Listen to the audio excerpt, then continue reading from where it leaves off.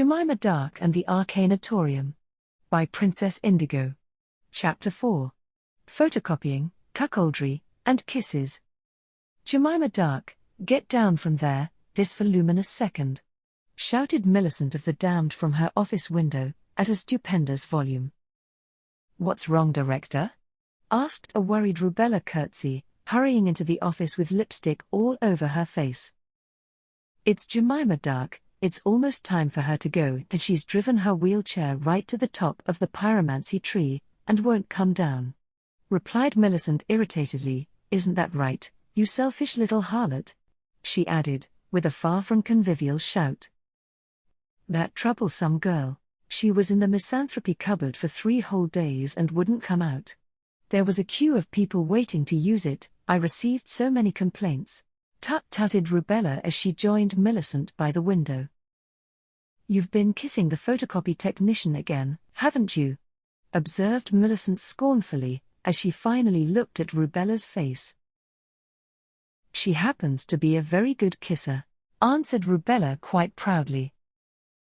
Really? Are you the jealous type, Rubella? Asked Millicent curiously. Yes, I pine and pout for days and days, whenever she has to do repairs for anyone else, which is quite often as it's her job, confessed Rubella with a wistful sigh and played with her hair. Good, said Millicent of the Damned, lifting up the lid of her own photocopier, then going over to the plant pot behind her desk, picking it up and dropping it, through the little glass window, so it broke quite dramatically. You did that on purpose, exclaimed Rubella. Enough of your hysteria. Go fetch Gemima Dark down from the pyromancy tree. Then put her in the van, ready for the Arcanatorium. Now off with you, I have an unexpected phone call to make, declared Millicent grandly. You're supposed to be driving her there yourself, snapped back Rubella.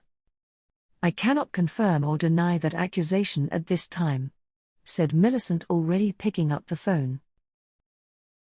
If you're going to cuckold me, by ravishing my beloved, at least have the decency to let me watch, said Rubella quite tearfully.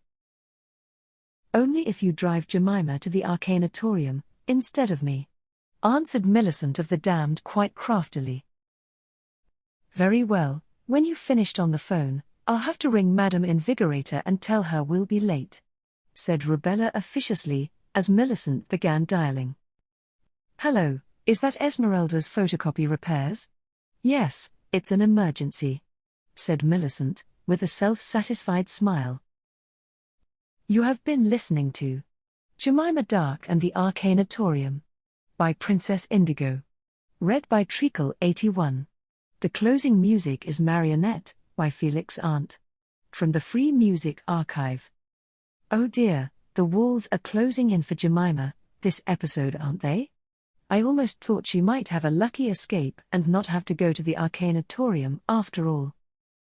Would you like another piece of shortbread for the journey home? It's very Moorish.